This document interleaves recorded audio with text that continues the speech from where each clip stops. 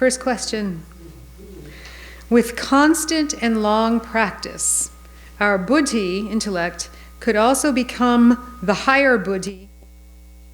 What happened to the microphone? Okay. But how do we know, A, when this has occurred, and B, also, is this a permanent and lasting change? Oh, good question. Or do we have to be ever on our guard against a downward slide? Yeah. Yeah, it's a matter of turning that process of discernment from external to internal. How do we know when this has occurred? I think we'll know little by little that our mind is not so much carried away by the old patterns. And especially we know when we are able to stop them, that we even notice that we've slipped into a pattern, or that we've just started to believe something without questioning its reality. Does that make sense? That we'll know then that our so-called lower buddhi is starting to turn inward, that we're starting to be able to make the choice. And is this permanent? No, we can mess it up until a point there, where it becomes permanent. But for the most of us, we can blow it. And we see that all the time, unfortunately, in the teaching community in the West, where teachers who have had years and years of practice suddenly fall for some reason or another. That what happens is it's a constant turning inward, and through different kinds of subtle forces, the teachers are led to start turning outward again and start justifying everything that they do, and buddhi is now in service of the lower desires again. And so, whoop, down they go. So yes, you can. It's not a matter of constant awful vigilance. You know what I mean? It's not like grim. Swami Vivekananda said, religion is not for the long of face. That it's not about grim, dark, awful mind control. It's about lightly setting a watcher there and knowing that the watcher has to be there. Can I make a comment? Yeah. Have you finished? Oh. Do we have to be on our guard? Well, on our guard in a light way. And now we'll give it to... Oh, he's... Okay.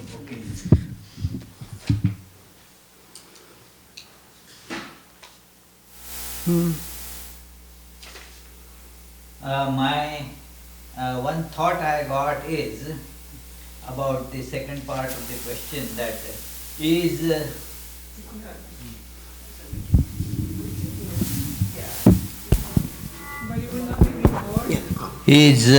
this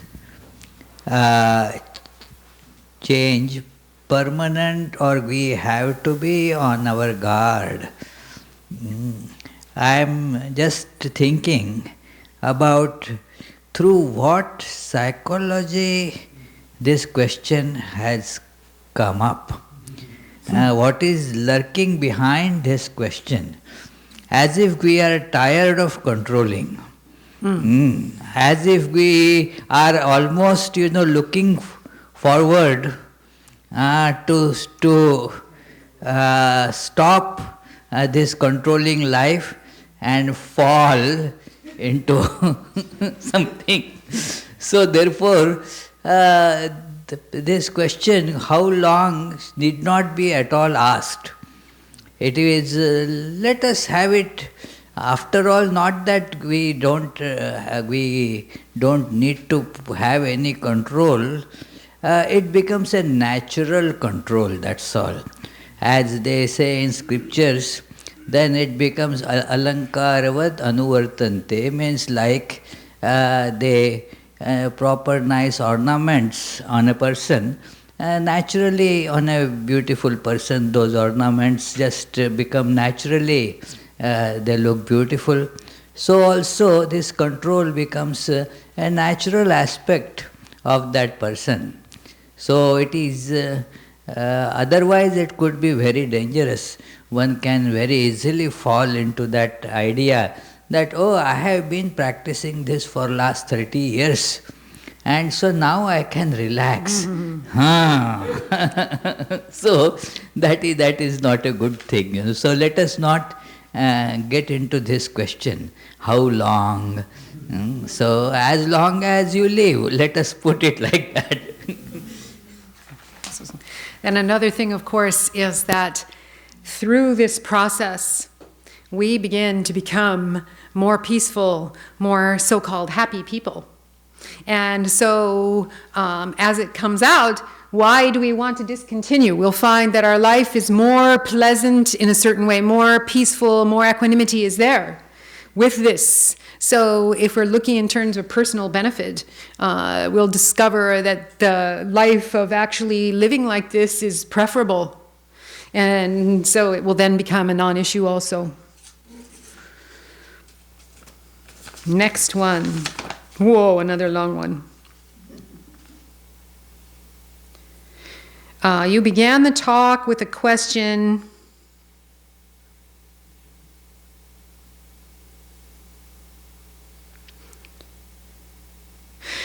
If the Yoga Sutras is intimidating, given that it is difficult to practice, as we have a job and a family, etc.,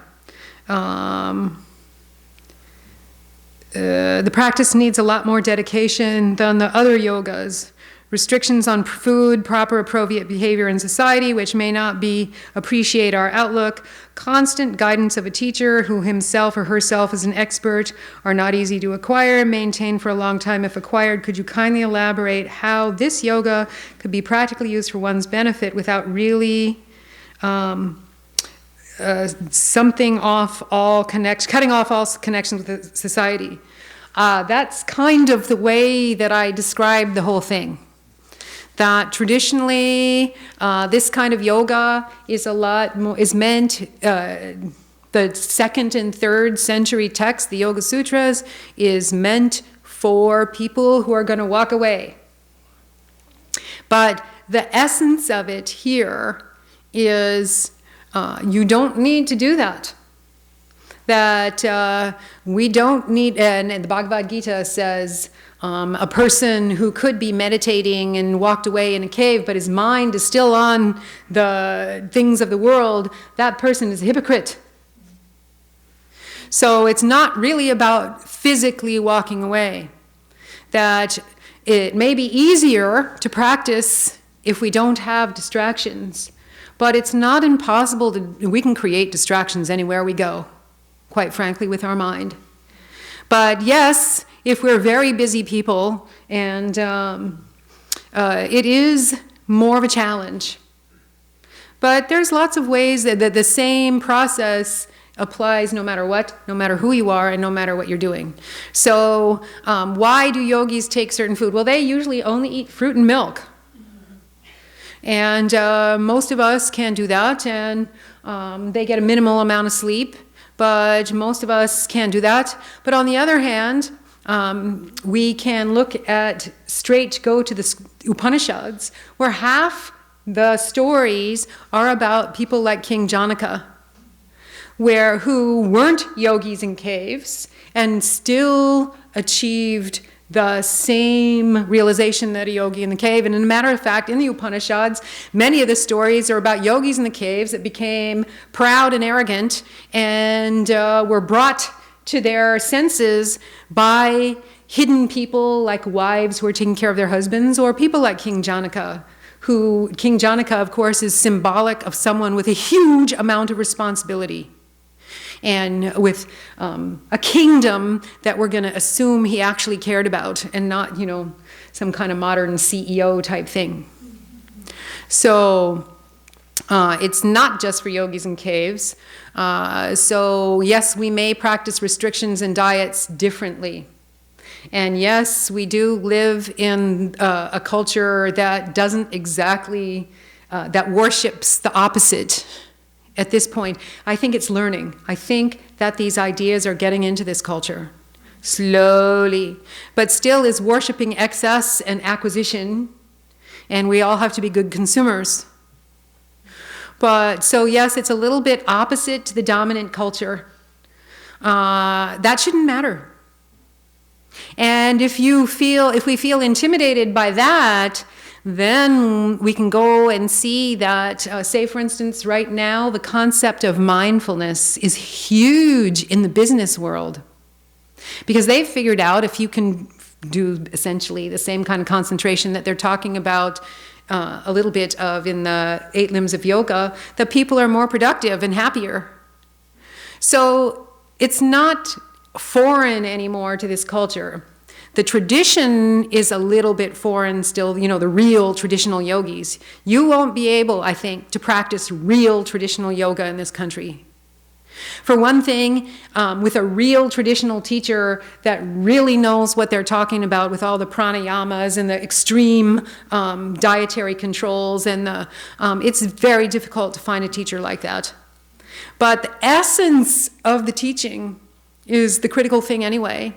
And Swami Vivekananda, of course, Raja Yoga, kind of himself, he took the essence of the teaching of the yogis, and he taught that in the United States wherever he went.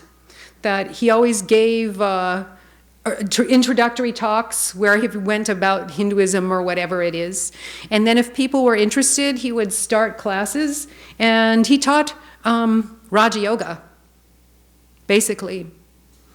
So in a way that those people who had far less exposure than most of us could understand. And so Raja Yoga is a good, what would you say, bridge between between traditions, to make the yogi up on the mountaintop tradition that even the yogis find difficult to practice, more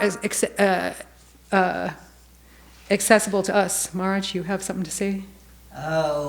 Just once little this thing that the requirement of lot of dietary rules and all is for really one part of this whole thing, that is pranayama, for which you really require all that. But other things in this technique that she was telling, Patanjali's, and in fact Patanjali does not speak much about pranayama in his whole treatise. You will see that he speaks only very few things, that taking in, holding and putting out, that is pranayama, breath control only to that extent. The different other kinds of breath controls that many yogis practice, they have not been described by Patanjali at all. So this Patanjali's yoga system is mainly to develop control of our mind through the auxiliary means like the control of the body, and the main important tools that have been given here, as we heard in these lectures, Gitaprana was nicely explaining that yama, niyama, these things are very important. And as these can be practiced by anybody. Whatever yoga we may be practicing, these things are really important, essential things. And so Patanjali calls them Sarvabhauma Mahavrataha, that these two, Yama and Niyama, these moral disciplines, ethical disciplines of controlling one's life, they are for everyone. And everybody, whether we are living in a cave, or we are living in a mansion in Manhattan, doesn't matter. It is, we have to practice those things if we want to progress in spiritual life. It is the question whether we want to progress or not. If we want to progress, yes, we have to take these up. We can take up a little bit of it, we will progress a little bit of it. If we take more, we will progress more. So it depends on how much one can digest. It actually doesn't have much bearing on whether you live in a cave or in a modern city. The question is how much you need to live a life of control. In fact, I have found that in cities, many people have to live such controlled life because of the circumstances. I find that it is easier to control the mind in this busy city life because you have so many automatic external controls imposed on you. You have to catch the train at 7:16. And that train leaves exactly at 7:16. And so you manage everything in such a disciplined way and that you will reach there exactly on the station after 7:15 and a half. So you catch the train at 7:16. So it is, what I mean is, there is ample scope even in the busy city life to control one's behavior, one's passions, one's response to the situations. What beautifully she was telling, how the different types of responses we need to control. So this is practicable in a cave and more so in a city too. So I don't think one should complain about living in a city life.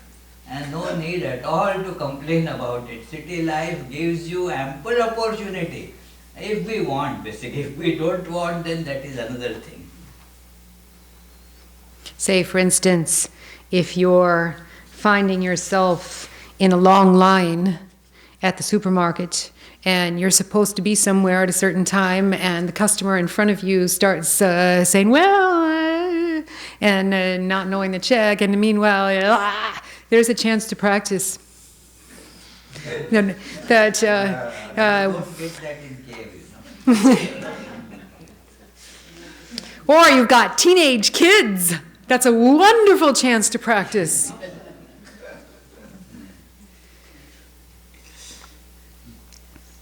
To call this earth experience a hypnotic induction seems like a fair and accurate assessment.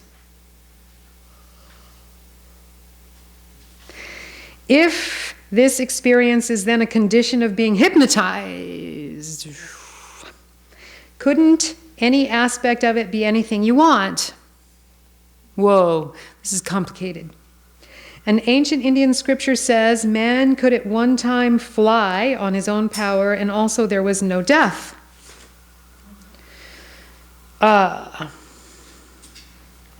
Okay, are we hypnotized? We have to ask ourselves, who did this hypnotizing? We've hypnotized ourselves. It's not quite hypnotized. It's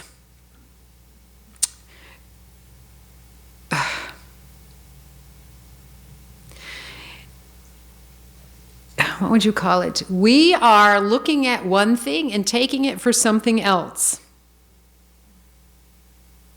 To put it in a very kind of odd terminology. So, and we are accustomed to doing that. And it appears to work. And it appears that all of us are doing the same thing.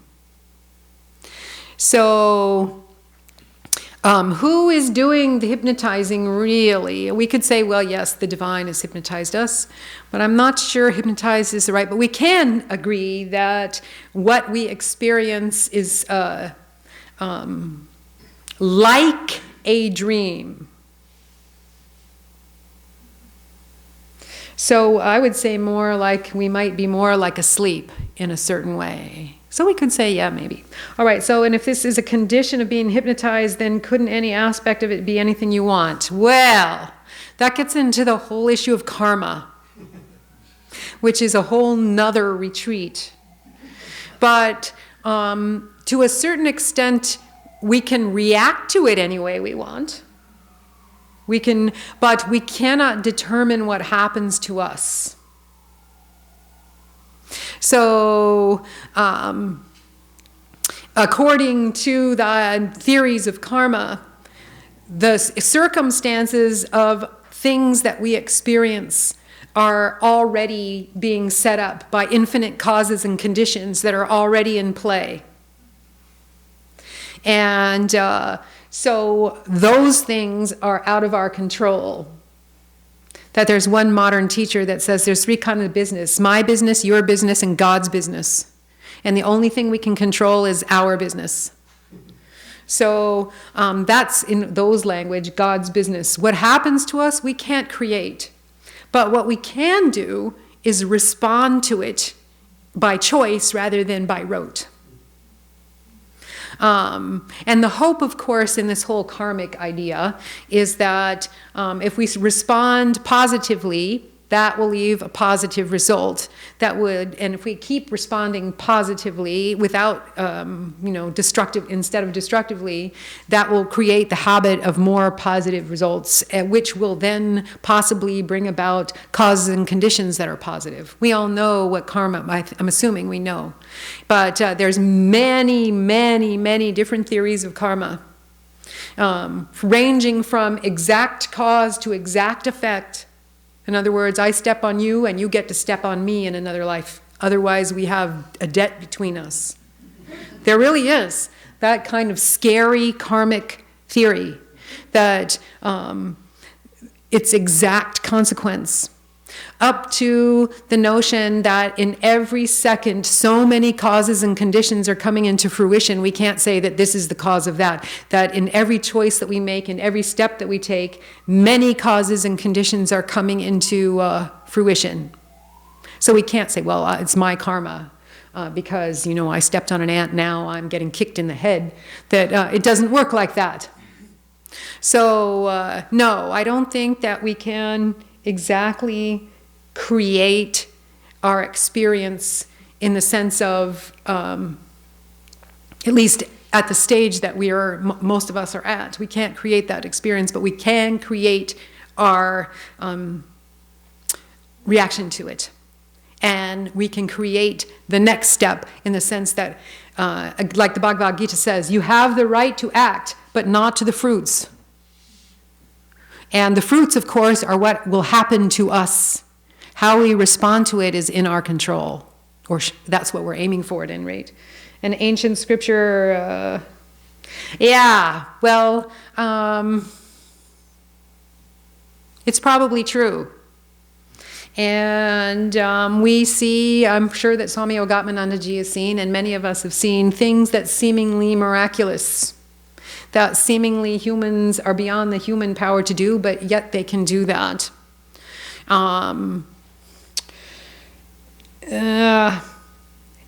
There is a stage far up the spiritual path where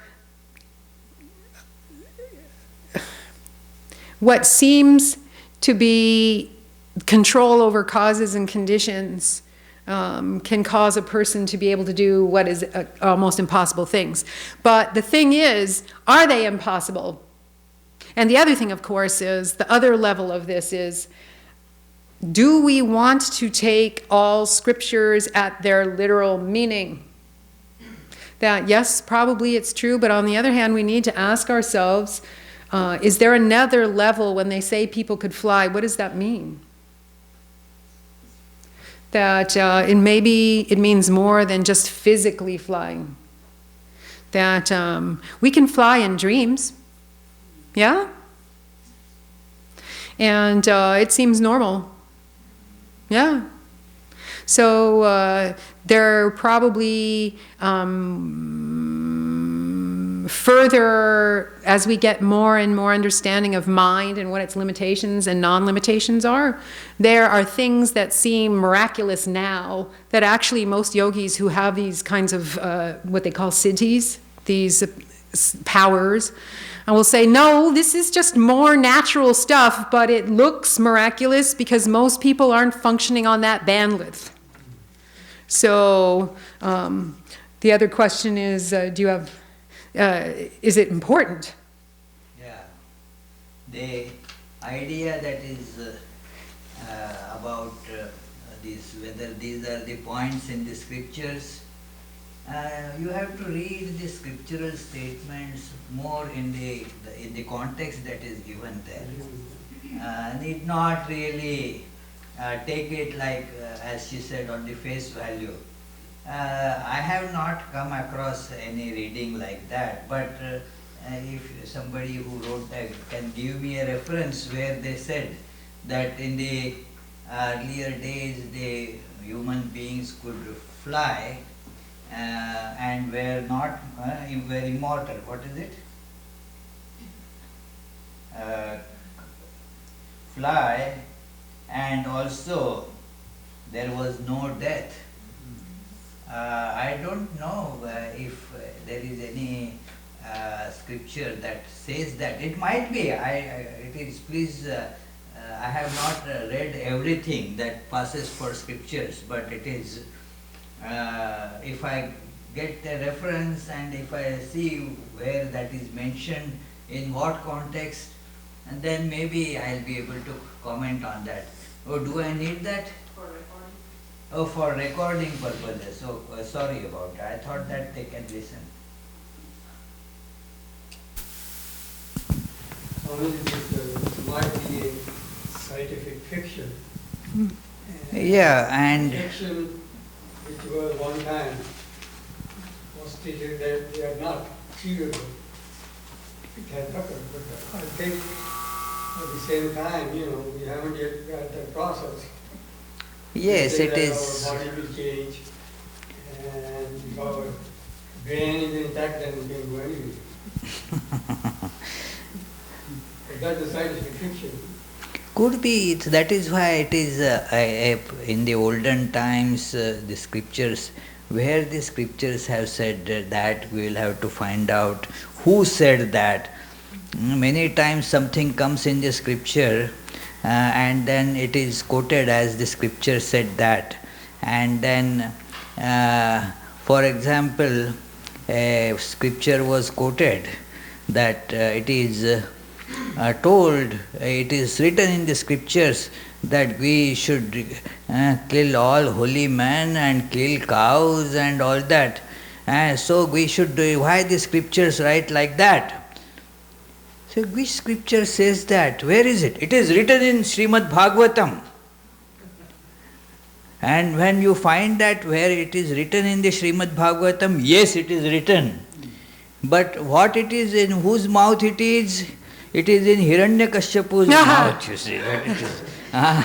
That is what he is telling, that do all these things. So does it become a scriptural dictum? A demon is saying that in the scripture, you see. So that is, so when we say that something is in the scripture, we have to really find out who says that, where, in what context. And since I have not read it, I am not able to say much about it. And as to the miracles, what she said, that since we do not know, those things appear to be miraculous. Some years ago, say not too long ago, 50 years back, if had you been told that we can just pick up the phone in a driving car and dial to somebody in Japan and talk endlessly, we would have called it miracle, Not possible. Now we do it because the knowledge has now become available. So when if somebody had that knowledge 50 years back, then that would have been thought as miraculous because others didn't have that knowledge, that person had. Somebody has some knowledge which others do not share. and therefore that person can do a few things that like the magician can do many things, because that magician has acquired those tricks, those skills, that knowledge, and so right in front of you he can chop a person into two pieces and then again join, and the fellow is just smilingly coming out there. But it is that magician has that knowledge. So it is like that. If you know, then it's not a miracle. If you do not know, then it is a big miracle. I can think of a scripture, it doesn't say immortal, but I'm thinking about Markandeya, who, if you know the stories of Markandeya, he was a sage who was Chirajivi, which is the closest you can get to being immortal. It means he lived an awfully long time. And so, say there's the story, one of my favorites, about Markandeya, who's Chirajivi, okay, but in the cosmic cycles of creation and destruction, what are you going to do with the immortals? So Markandeya, it's pralaya, it's the destruction. And actually Vishnu, Lord Vishnu, has absorbed the whole creation back into himself, and he's lying, sleeping on Shesha, what's left over, the serpent. And Markandeya, the Chirajivi, is happily visiting holy places inside of Lord Vishnu, with probably no clue that actually it's the pralaya. And Lord Vishnu is snoring. And Markandeya wanders too close to his open mouth and falls out into the cosmic ocean, where he is caught up, and there's several versions of these stories, and eventually I think somehow Vishnu understands and it catches back up and again, you know? And so he's wandering around and he falls out again, and this time he encounters in the cosmic ocean the divine child. That Markandeya is always encountering the divine child, whether it's in trees, whether whatever. Okay, so are we going to take this literally? That yes, to me it's a story that mostly takes our mind to the edge, and we can't possibly understand it. And it shows us how enormous and infinite it is. And what is immortal really? Then we can't really take it literally. There was, somebody who fell out of Vishnu's mouth. Each one of those things is an allegory, an illustration of something else. And if we want to take it even further, we can remember that when we hear a story like this, we are all the characters in it. We are Markandeya, we are Vishnu, we are the infinite ocean, we are the serpent that Vishnu is sleeping on. We are the holy places, and we are the divine child, and we are the nicely tripping around kind of thing. And so as we examine the allegory, it kind of works in our consciousness, and we begin to see through. But we can't just hold on to this guy named Markandeya who somehow got swallowed like Jonah in the whale, but the whale actually is Lord Vishnu kind of thing. So there's the problem, of course, with religions in general. One of the problems is that people are taking allegorical things literally. And Joseph Campbell, kind of a reverend who went through grew up in a Catholic family, said the problem with Yahweh, meaning the Christian and Jewish God, is that he thinks he's God. In other words, if you read it literally, then so there has to be a deeper, because if you read the Bible or the Torah, a lot of it is about slaying and this and that and the other thing. And if you read the Vedas also, we slew the Yatis and we did this and we did that. There's another layer there we need to understand. So say the slaying and this kind of thing, if you go to a talk where some rabbis are speaking, they will talk about, well, what is the slaying? Yeah, and they may say the very same thing that we would hear Swami Yogatmananda Ji say, the slaying is the slaying of ignorance. Yeah. So this kind of thing. All right, next one. Sometimes saying, this is not real to events or things, it becomes repetitive. Is that what it says? Repetitive, and also gets to a point where it feels depressive. What to do then? Boring, you mean? That if it's repetitive and depressive, what you mean is boring. And yes, we can get bored with our spiritual practice because mind is made to do that. We don't want to, we're always looking for the new thing. Because things that we do all the time, those are boring. And that's just how mind works. That we lose our interest because mind is searching for new experiences.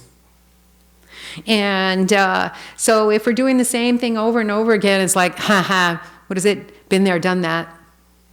And so we no longer have the same, what Swami Swahananda used to say, zeal that we had for when it was new, when we were learning it. When we first learned how to play the piano or the harmonium or whatever, it was not boring. But then we had to do the same with singers, we have to sing the same ragas over and over, the same scales, oh my God. Boring. And our mind is playing the same old boring tune. And we boringly have to bring it back. So I think we need to analyze when we feel depressive, it feels depressive. First of all, I think that we might be sticking some expectation of an end onto it, for one thing. When is this ever going to end? Never. And, or I should be able to stop this. Or why should I have to do this over and over again? In other words, because it's become rote, our mind just naturally has lost interest in it. So then we have to somehow figure out a way to renew that interest. And the Indian tradition has ways of trying to scare us into not being bored. Let's see, let me think if I can think one. If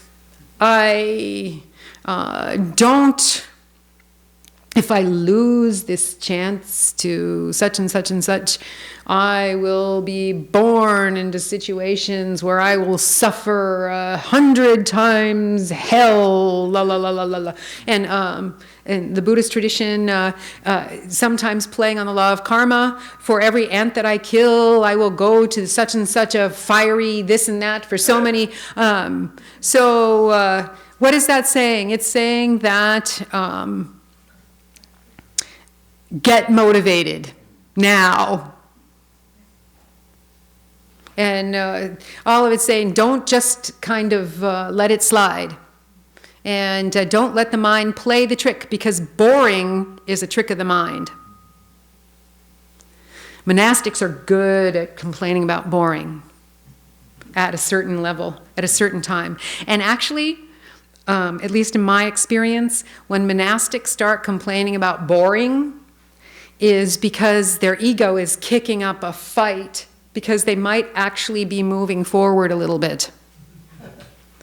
And so there's like a mental reaction, and mind says, no, because ahankara's function is just that, to keep that I there. That's the function. And so ahankara will say boring to stop it. And so we can look at it as a challenge. When our mind feels depressed and we feel like our spiritual practice is totally boring, we can say, this is mine, this is the ahankara kicking up to stay there. And so, it's telling me it's boring, so I'll give up.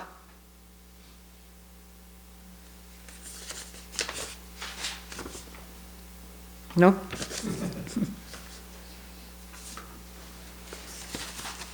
2 Sundays back I gave a long boring talk about boredom.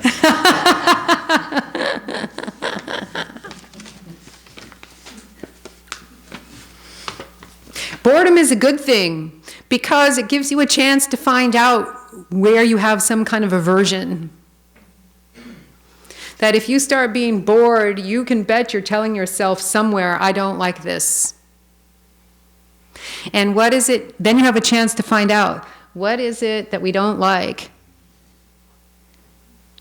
So all these disturbing emotions, rather than disturbing us further because we have them, give us a chance to actually look and see, okay, here's where the trick is. Here's where I'm caught. Please give an example of how we may diffuse angry thoughts by the process of discrimination and other tools. Okay, anger, the most difficult one. One of the most. Why? Because it's such a powerful energy. And when it pops into being, it could pop in maybe as frustration and grow to rage, but lots of times it just goes bam, and that energy with which we express anger is huge. Just think about it. When we're angry, how much energy goes into being angry? And it just pops for the most part because our angry, okay, so to diffuse it is very difficult. To go against rage with a pratipaksha bhavana, with the opposite, is not so easy to do. So we have to work on it beforehand. And we have to know where anger is always connected with aversion. Always. That one thing that I didn't say that may need to be said is that in the tradition that we're talking about, there is a thought and an emotion are not two separate things. That behind every emotion that we would say, like anger, there's always a thought. And so to understand the anger, we have to understand the thought that provokes it. Because it doesn't just, we can say, well, I'm just naturally an angry person. And I don't have to necessarily be thinking anything, but we are thinking something. We have a vasana, we have a habit pattern running, looking for things not to like. That anger always says, I don't want that. And sometimes it means, I want that, but I'm not getting it. So it could be connected that way. So when we're angry, we have to look into our mind before it erupts into rage. Okay, so someone says something that we perceive to be disrespectful. Our mind is saying, I don't want to be treated like that. Basically. And it, boom, we get angry. But it's coming together. The anger is accompanying the fact that we don't want it. And it's probably even more complicated than that because we probably don't want it because we have these ideas, well, this might happen and this might happen and this has happened in the past and blah, blah, blah, blah. And we know how it is. That if we're angry at someone, what happens? Not only are we angry about whatever happened the moment, but now our memory is pulling out all the other things that people did to make us angry. Well, you did this and this and this, and time you did this and this, the laundry list. That Swami Prabhudanandaji, whose memorial we're going to for next week, used to point this out. You're reading the laundry list. That anger always involves pulling the laundry list in. In other words, we forget everything and we're only now counting all the bad things that people did. You did this and you did that, and I have a right to be angry. So it's always a thought, so we need to find the thought. And then, if we find the thought, we understand that the anger accompanies it. So, we need to work this in advance. And then we need to do, even as modern psychology says, and rehearse the opposite. Because anger is such a powerful emotion, if we don't rehearse it in advance, it's not going to help us. So we think, okay, these are the situations that are likely to make me angry. And this is my natural angry reaction. What would I rather be doing? And we need to role play it within our own head. We need to rehearse it, just like athletes rehearse their victories over and over and over again. That we need to rehearse what we will do when a powerful emotion like anger arises in our mind. So then when it does, possibly, just possibly, we catch it. And we probably won't catch it before it's already overpowered us. Anger in the beginning, if we're talking about really extreme anger. Instead, we'll catch it when it's already manifested in our body and the energy is already there. And it's almost impossible then to catch that energy and turn it around. But what we can do is what? Walk away, if we can. Somehow disconnect ourselves and reset, reboot to what we've rehearsed.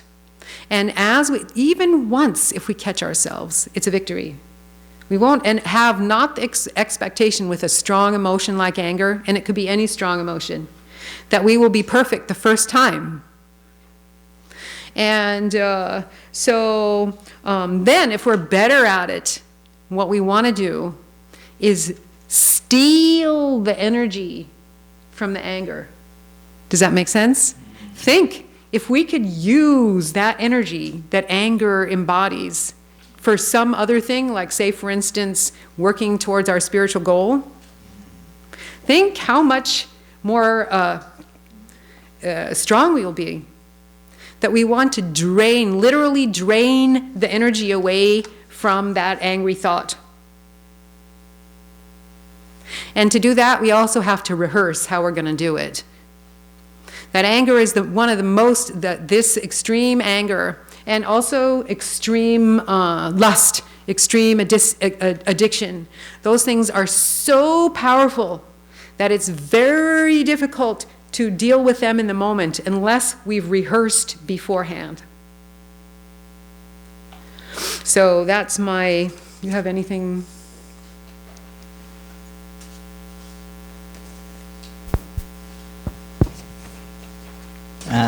Just a few things. I remember quite a few years ago, there was a retreat like this by Shantarupananda from Portland. And then the title for that particular talk that he was giving there, he gave was Controlling Anger Before It Controls You. Yeah. So, it is as she was telling, once it is on fire, you can do very little about it. It is, so he actually gave the example of this, when your house is on fire. Now you have to take the emergency measures. Call 911, get the fire trucks, and then first put out that fire. But then you have to think about why this fire came up. You have to put in those measures by which the fire will not come. Because if it is a phenomena that is happening again and again, you will have a dozen burned houses in a year. So it is therefore important that we have both these measures there, a long-term measure and an emergency measure.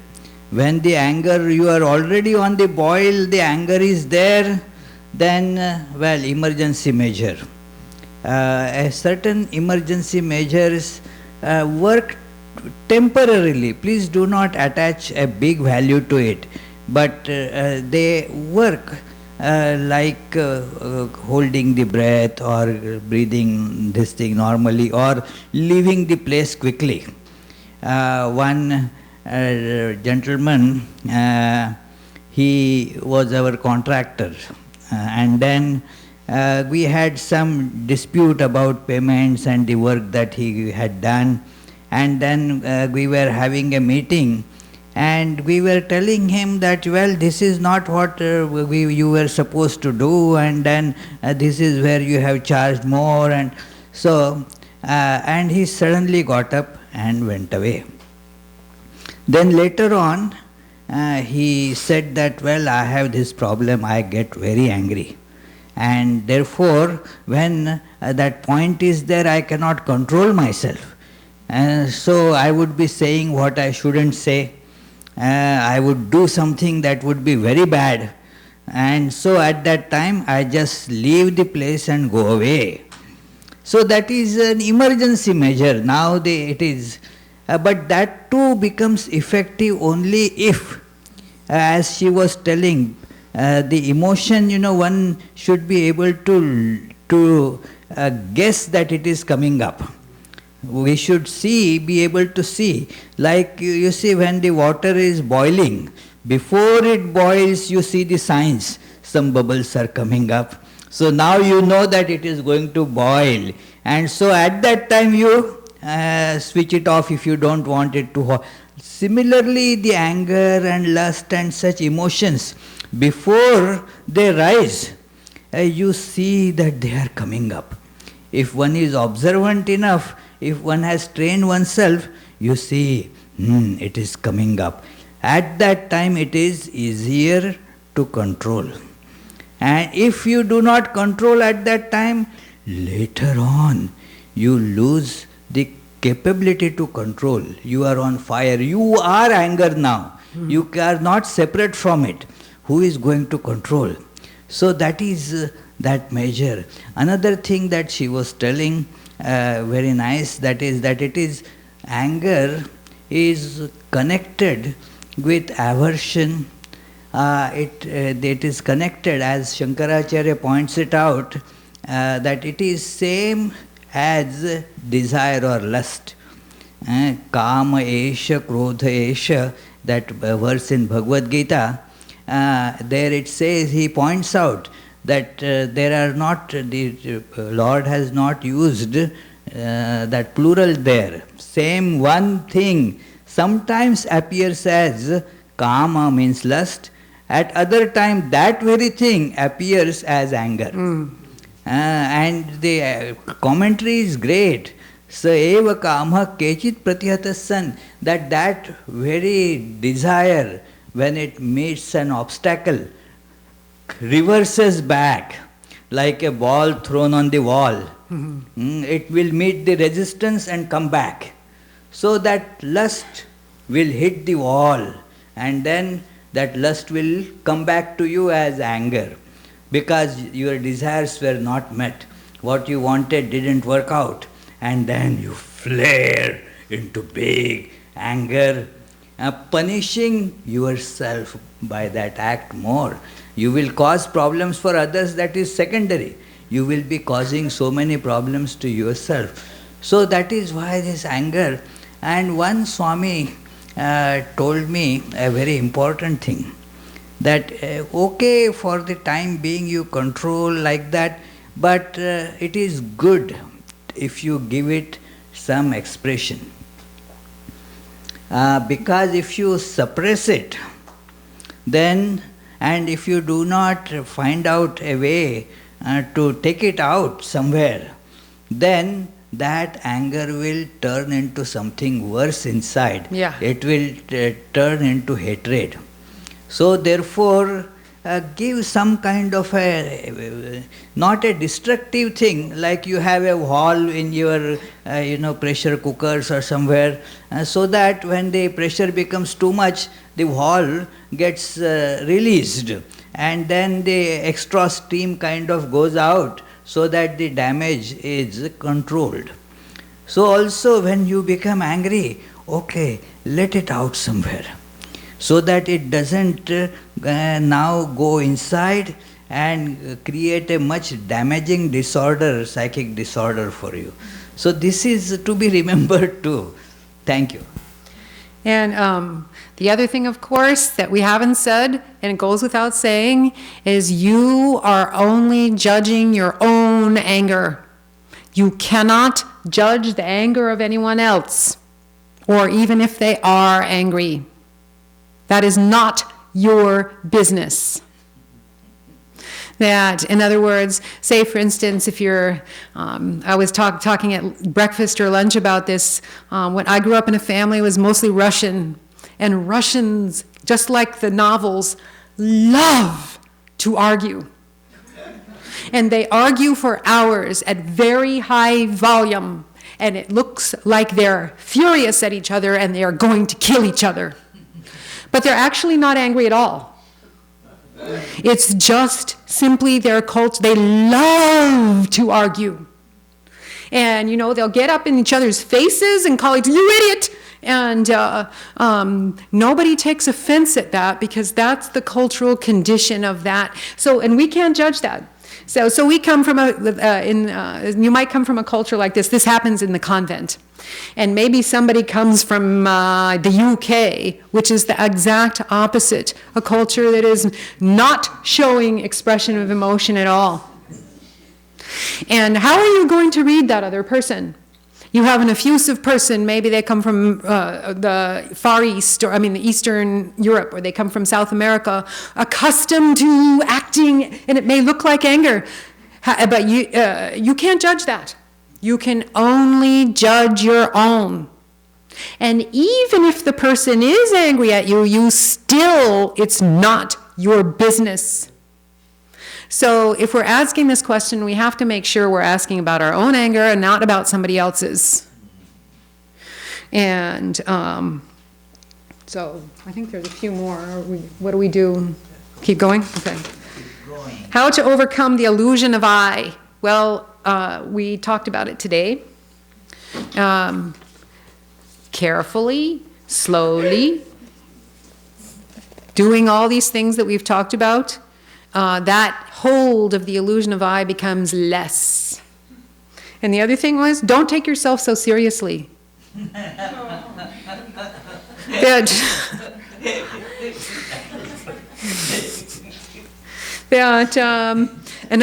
when we say don't take yourself seriously, what is that? That's detachment. That take others seriously a little, give them their respect, in other words. But we shouldn't get all hung up in how to get rid of the illusion. We just practice, try to make it not boring, and go slowly. What will happen is the hold of the self will start to lessen. And the truth is, once we reach a point where we're convinced, we don't have to have the experience of selflessness, but we may have the experience of seeing, and we may not even see it, that we are becoming kinder, that we are becoming almost imperceptibly we are growing, but we're using another measuring stick, so we don't see it. So, like when we were kids, we grew, but we couldn't see ourselves growing. And we had to get up against the wall, but in this case, we also go forward. And so we go forward, just keep going forward, and if we don't take ourselves clinging to the I so seriously, then it begins to diminish, and it may get to the point where we see, aha, it really is a construct. That will be the point where we are then become like the thieves where the treasure is in the next room. And once we see construct in one place, we'll go for the rest. This is really, and then we start living more lightly, because we really don't take ourselves so seriously. This I, what is it, me and my dislikes here? Yeah, I'm momentarily annoyed. Yeah, or here it is again, my friend, whatever it is. Thich Nhat Hanh, I think, says, I see you, my friend, anger. And, but I am not going to let you in this time. So, anything else about that? Wow. Next one. Big paper.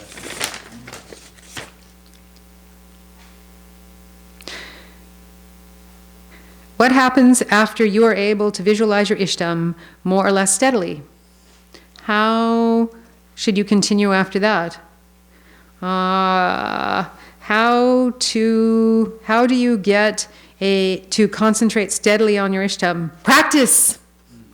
For how long? Practice until it happens.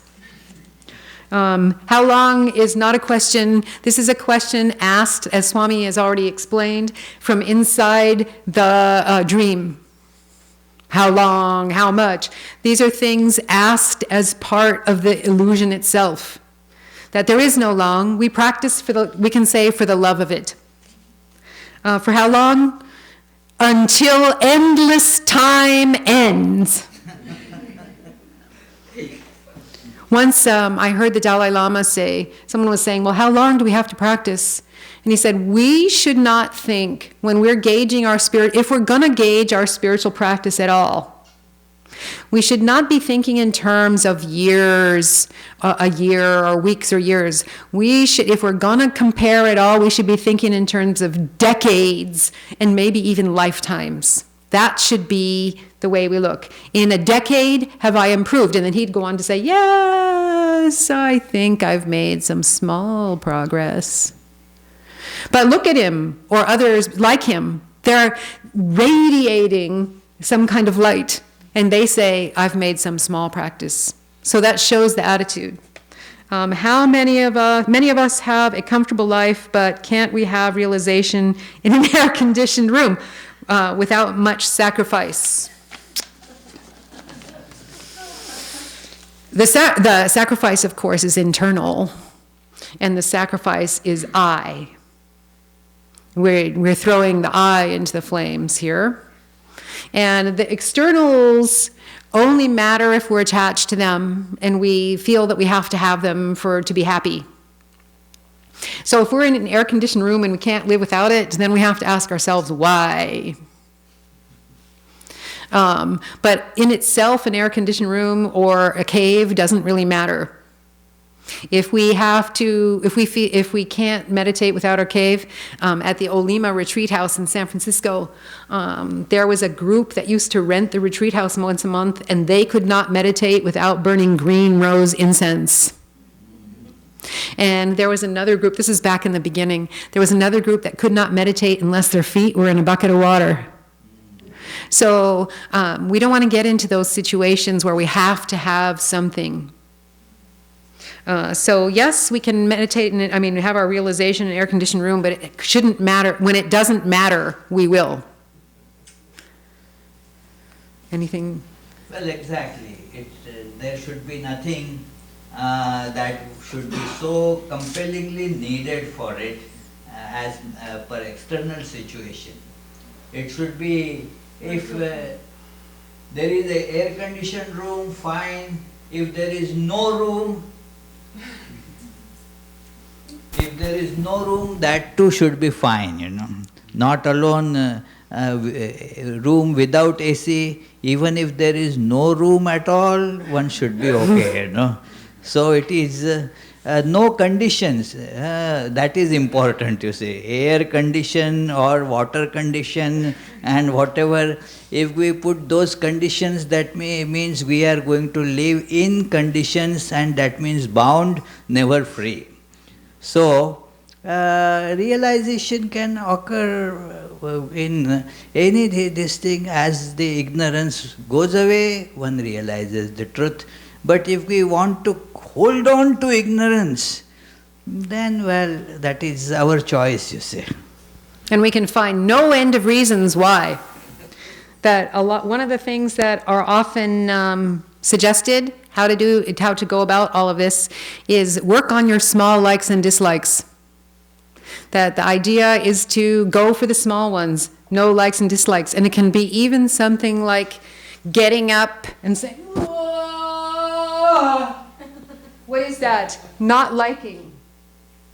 So, or so cold. That if we can work on these little natural reactions, that we're conquering some of this stuff. Shouldn't matter. And we notice them. We just do this without even thinking. What book do you use for this study? What are your suggestions if somebody wants to study Patanjali's psychology as a help to one's own spiritual practice? First, find a translation like this one that's easy. This one is written by a Westerner named Chip Hartranft. It's the Yoga Sutras of Patanjali. And nowadays, there are more English translations of the Yoga Sutras. Another one, say, is How to Know God by Swami Prabhavananda. The commentators there have decided that what they're going to try and do is make it intelligible. And just go through it. I can guarantee you that Swami Bhajanananda, who used to be the Acharya, the main teacher at the training center, used to start with chapter 2, which is what I've been talking about almost totally today, the sadhana pada, the chapter on spiritual practice. Because chapter 1 is a little bit difficult. It explains the metaphysics according to Sankhya and Yoga. So if you start with chapter 1, I'm almost guaranteeing you will be very confused by the time you get to chapter 2. And these are sutras, of course, and as Swami Yogatmananda ji said at Ridgely in the past, they're chopped off every single unneeded syllable and word on purpose, not because they were stupid. And so they require a commentary, and you need to find one that you can understand. So first, pick one that you can understand. Then, if you feel interested more, you can go to one of the more traditional commentaries that's going to be a little more complicated. And but I can almost guarantee if you start with the complicated ones, you'll throw up your hands and say, oh my God, this is too much. So, and then again, out of this, take what is meaningful and what you find meaningful, and don't worry if some of it you don't understand. And what you'll find is, as you go on and as you practice your meditation and your living, you'll start to understand more and more of it, just naturally. Because you will have lived it, and it will be part of your experience. So that's, do you want to say anything about yours? Okay. Next one.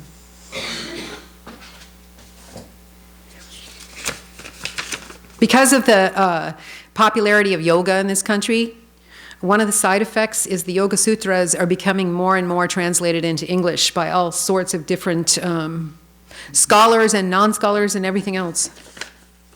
Why do we need to follow all the 8 limbs, yama niyama? Is it not enough to do japa or meditation?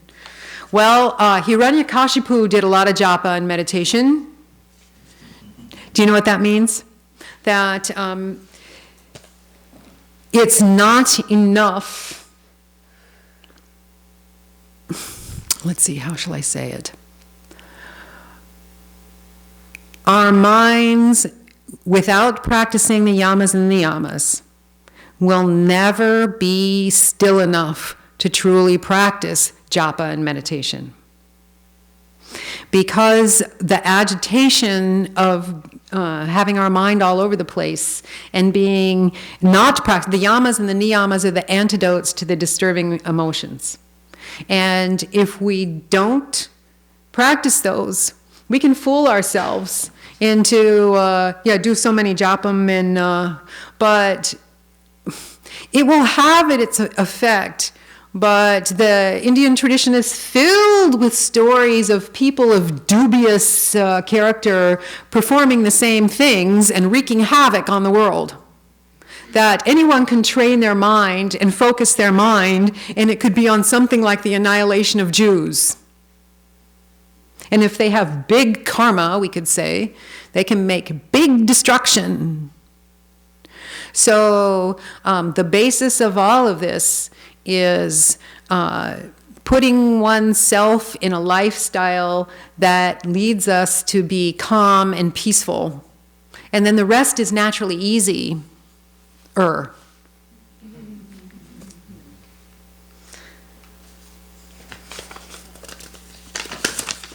there any similarity and differences between Beller monks' training and Vedanta Society nuns' training? Yeah, there's a lot of difference and a lot of similarity. First of all, Vedanta Society nuns training depends on which of the 3 convents we're talking about. And then, of course, there's Sri Shardamat in India, which is a separate organization. And then I'm not sure, at the training center now, I guess it's pretty much standardized. Everyone is trained, but so many different individuals go through there. So it's not so much the training as how people use the training. There's people that will buck against the training all along, whether they're monks or nuns. And I don't know about Bellarmine, but there's almost a pattern. And it's a pattern also that will help anyone in their spiritual life. That when we're new to it, hey, wonderful. For monks and nuns, I think that Swami will agree. The first year, it's really tiring. Because it's all so new. But it's also wonderful because we left our other life behind and we have beginner mind. It's new. And our mind says, yes. And then we start to notice, well, I didn't join with a bunch of angels, did I? That this really isn't the wonderful place that I thought it was. And all these monks are pretending to be holy, and they're really just like everybody else. Bunch of hypocrites. And this isn't a holy place at all. Which means that I'm now up against my own assumptions. And what I need to do is understand that what I'm projecting onto my brother monks or my sister nuns is my own mind. And if a monastic, whether at Bellarmine or in the West, doesn't see that, out they go. Because it's always everybody else's fault. If Swami would just do it this way, it would be better. And I know, because I'm young and I know. And it's really black and white. That, gosh, these monks, they're supposed to be monks, but look at them.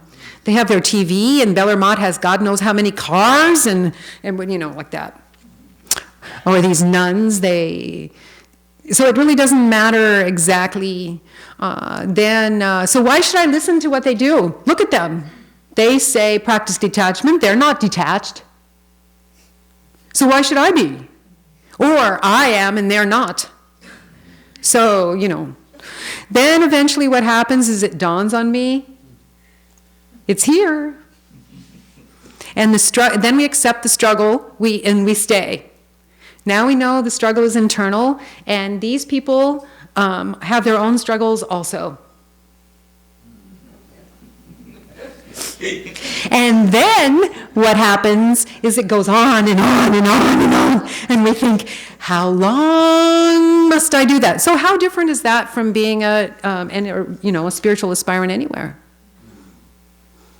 So yeah.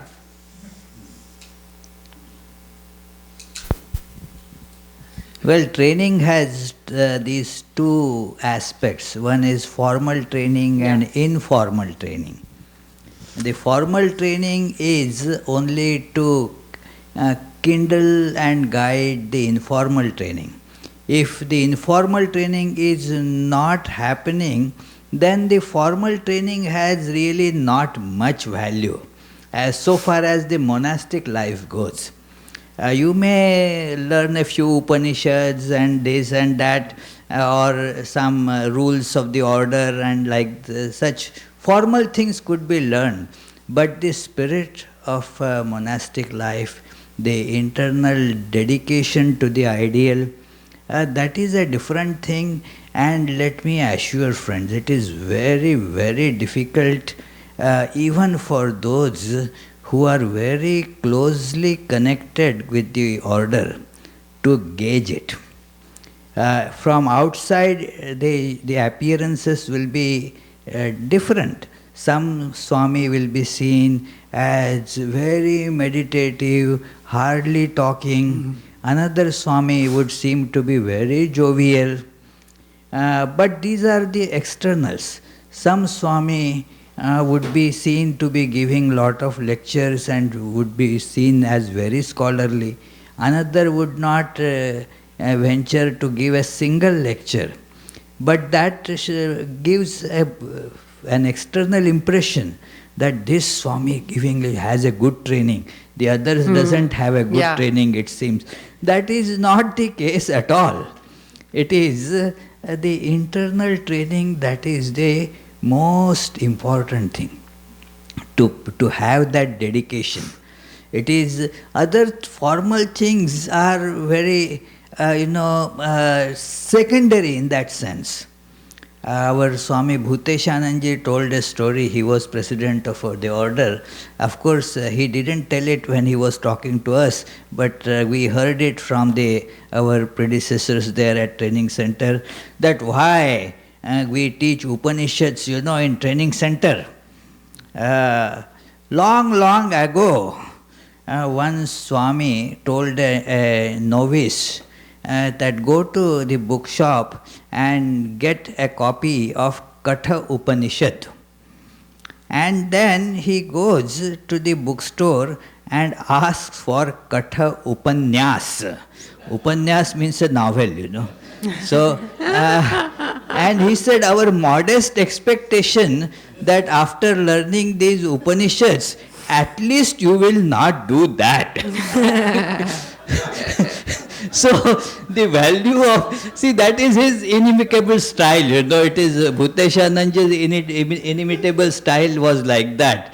To drive in the truth with such, simplicity and such sarcasm both. That it is, what we mean is only this much. The real training has to go on inside. Whether you are able to recite the whole Upanishad or not, that is a secondary thing. Are you really feeling that dedication to God or not? Dedication to the ideals preached by Sri Ramakrishna or not? That is the question really. And in that sense, in Belur Math or in Vedanta society, the monks or the nuns, so far as internal training goes, there is absolutely no distinction. External, yes, depending on the circumstances. And the other thing is, of course, that the monks and the nuns, I think Swami would agree, that a lot of the training goes on in day-to-day interaction, especially with the seniors. And through example of an actual human person is 10 times worth more than all the training, so-called, of programs and schedules. That when you actually see it put into practice, then it transmits something, and it kind of lights a fire that, yes, maybe I can do that also. So, do we want to keep going, or? There is a few more. Otherwise those who have these questions will feel deprived. Are there similar 8 limbs in Western philosophy or any other religion? Yes. They're not 8 limbs, but if you read about the Desert Fathers in Christianity, you will find the ladder of divine ascent. I'm sure there's a tradition also in Judaism. I'm not sure exactly what it is, but yes, it's just put in different terminology. So that one's easy. There, in every tradition, it may not be 8-fold, but it's going to be like that.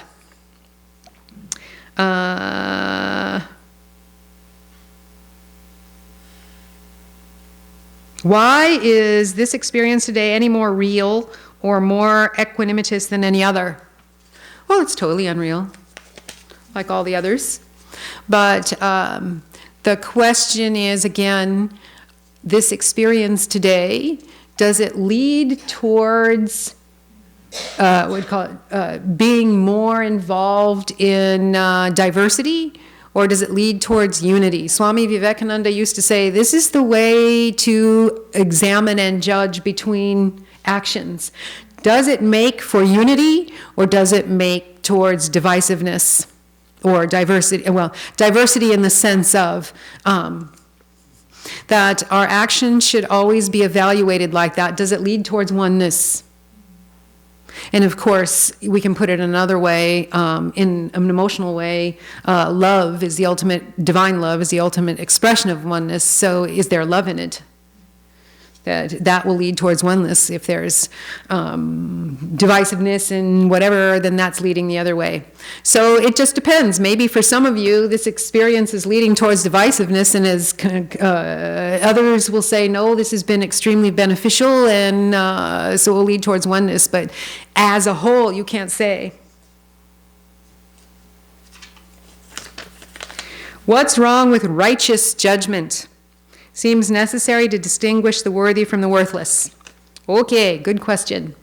We need to use our discriminating intellect to make choices.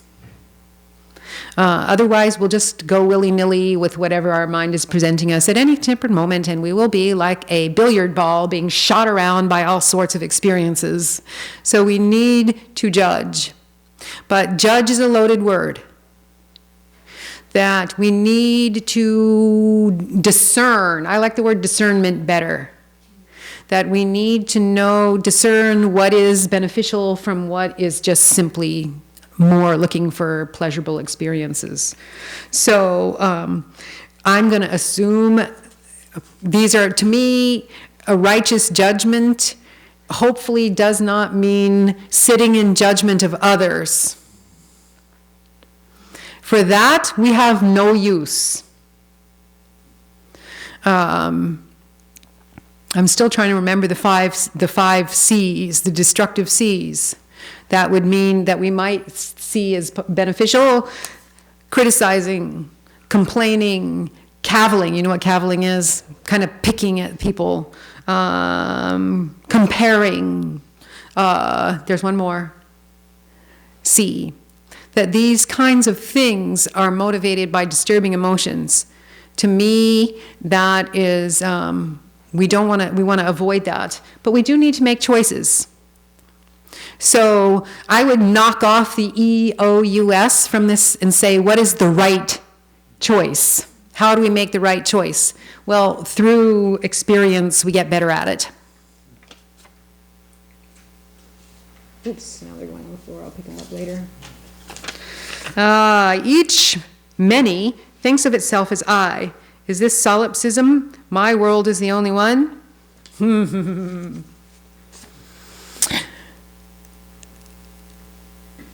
Oh boy, how do you even go there? No.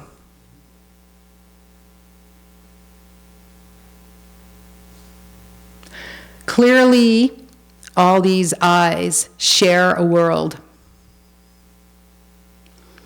And so Vedanta, I used to think when I was new to Vedanta that it was an idealistic position, that indeed we create everything, and therefore, yes, it could be a solipsism, and in my world could be the only one. But Vedanta actually doesn't say that. That there really is there's a conventional experience as opposed to a real experience. In other words, things appear not because I created them. That causes and conditions come into constant, this is the law of karma, causes and conditions constantly constructing and reconstructing themselves, and I'm part of that. But I'm not setting those causes and conditions entirely into motion. I'm setting some of them into motion, but not all of them. Any more? It is, the two words come in Vedanta for that, like Jiva Srishti and Isha Srishti. The individual creation and the Lord's creation. All the individual creations are kind of situated in the Lord's creation. Like in Providence city, so many 200 million people are staying in their houses, but they are all part of Providence. So they are in Providence, and yet they have their own home that they are staying in. So each of us have our world in a way, but then we are all in the Lord's universe, the bigger picture, which controls again the individual world. Like the laws of the Providence city become applicable to everybody. I don't get to make those laws, So It's like that. The next one. Can we just use practice, Abhyasa app, without installing renunciation app? Will it help to practice meditation without practicing detachment? Okay, so if you were a little girl, or I didn't much, but maybe when we were children, we played with toys. Let me ask you, who here is playing with the same toys that they played with when they were 4? Who? Of course, you won't admit it if you are, but are we even interested in playing with the same toys that we did when we were 4, unless we're playing with our grandchildren or something like that? We have no interest whatsoever in those toys, do we? Except maybe as a nostalgic, oh, I used to play with this. We renounced them. So we're practicing renunciation. We're actually practicing renunciation in every moment, either aware or unaware. Are we still crying because we did not get the lollipop that our mother wouldn't let us have when we were 7? Do we even care about the lollipops anymore? No, we practice renunciation. It became unimportant. So renunciation isn't something that's somehow foreign to us, that's something horrible. That we renounced our childhood in a sort of way, simply through the natural process. In other words, we leave things behind all the time. And we have no interest in them as our interest changes. So whether you can say, do we have to practice the renunciation app? Well, it's already there, and it's already running. The question is, how consciously are we going to practice that renunciation app? We can, and the truth of it is, if we don't want to use that renunciation app, then we have to be ready to suffer. That's the truth. So you can make the choice.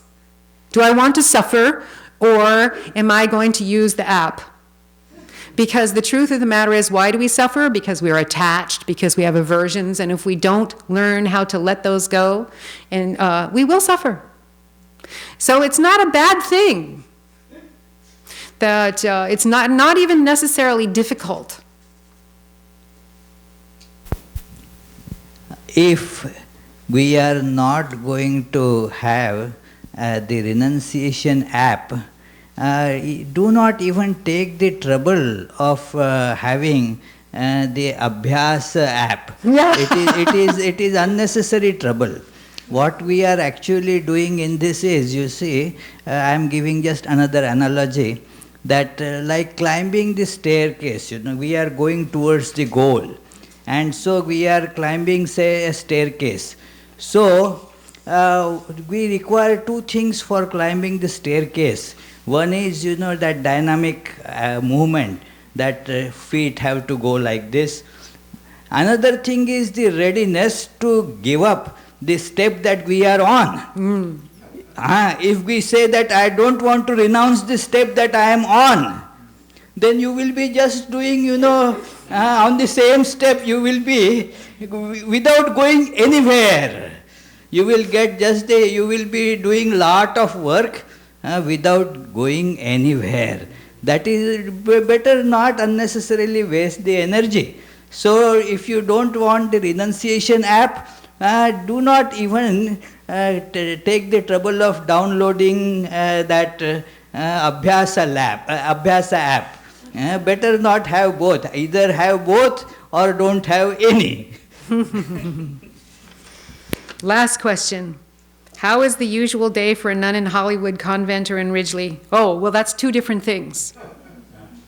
And then how is the usual day for a nun in San Francisco? But they have a pattern, and Ridgely is very different. But the usual day is the same as for a Swami of the Ramakrishna order.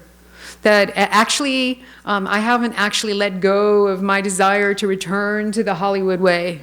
in the sense that when I was in Hollywood, our day usually began, I had very many hours that I could meditate and chant and study, and our lives actually were, as long as we didn't misuse them, a balance of meditation and study and work, seva.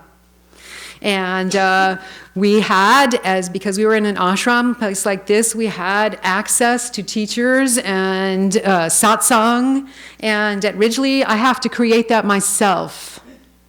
And of course, we don't always take advantage of when we're at a center like this or a center like Hollywood. We think, oh, not another speaker. But when you're at a place like Ridgely, you suddenly realize that you had a silver spoon in your mouth and you weren't aware of it until you are not with your sisters and you are not with a holy company, and it's gone. And then you are the one.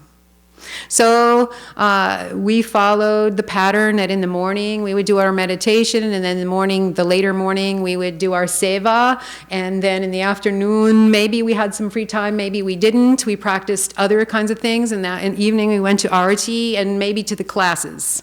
And day in, day out, 7 days a week. And so it seemed intense at a time, but now after 10 years of being at Ridgely and doing a totally different thing, it was the ideal monastic life. I mean, it could be more strict. Sometimes people say Hollywood is a slack monastery, but if you took advantage of the training, it was wonderful. And same Santa Barbara, same San Francisco. San Francisco has a little more strictness about keeping to a routine than Santa Barbara or Hollywood, but the idea is the same. At Ridgely, it's much more open-ended. We leave it that way so that anyone from anywhere can come and practice and do their own retreat. We keep classes at a minimum because if you've been to Ridgely, you know that we have an enormous workload that we're never completely on top of. And so for me, it's a totally different kind of sadhana that I still haven't mastered. That I think I'm getting a little bit more accustomed to it. The idea of having being responsible for an enormous property that has enormous value and very little money and very little help. So like most swamis at most of the centers, that we come from a situation that I just described into situations like this and take on a whole new spiritual practice. And it's always challenging, and there's always something new that we did not expect. And there's always a chance to practice viveka, vairagya, and open the apps of renunciation and non-expectation and the whole thing. So the practices are the same, but the venue, the way that we practice them may be a little bit different. So say, for instance, if I'm lucky, if I have an hour to... Swami Atmarupananda, who used to be at Ridgely, said to me when I first came, he had been there 6 years, said, I never was able to study any heavy book. In other words, anything philosophical. He loves to do that. And I thought, wow. But after 10 years at Ridgely, I can see why he said that. That the sadhana is different now, and to cling on and wish it was some way other different is a huge temptation. So, but I love it. That I feel that the essence of anybody's sadhana is to go with what the moment is providing and work with one's mind and one's heart and try to orient it towards the divine in any way that it's presented in the moment according to experience, and forget about how it should be. That there's a chance in every moment. I truly believe that often our ideas about how it should be get in the way of our very progress. And if you want to put it in devotional terms, I would say that the mother or Sri Ramakrishna or wherever is right in front of us at every moment saying, hello, I'm here. But we are deliberately looking in some other direction because we think it needs to be another way. And how are they there? In every moment, they're giving us exactly what we need to move forward. They're very kind. It's just that we think that we need something different. And we're mixing up happiness with progress. So, yeah, hello, here I am in my 82 acres, which now has, Here I am. But we say, oh no, I want to be with my books. So what is the solution? there's no solution, there's no problem. Oh, if a thing is a problem, it's because we think it is. Yeah, don't you think there should be a solution? No, because there's no problem. Some years back, with Swami Sarvatmananda, and then he went to Holland. And at that time, the Swamiji, he knew that my son was born here and brought up here. When we went there, he made chicken for him, and we were very happy. You know, so I saw some sort of different, but I didn't know that much as you have told me today. There is no problem, you know, there is no problem. Very unfortunate. Things exist how they are. Centers exist how they are. They come and they go up and they go down. But if we call it a problem, it's because we see it that way. We have a job, we don't have a job. We have time to study, we don't have time to study. It's only a problem if we think it should be some other way. So our sadhanas, things that we would ordinarily see as problems, we see as challenges. Or we just do them for the love of God. So that's it. We've finished our questions and way over time. So thank you very much.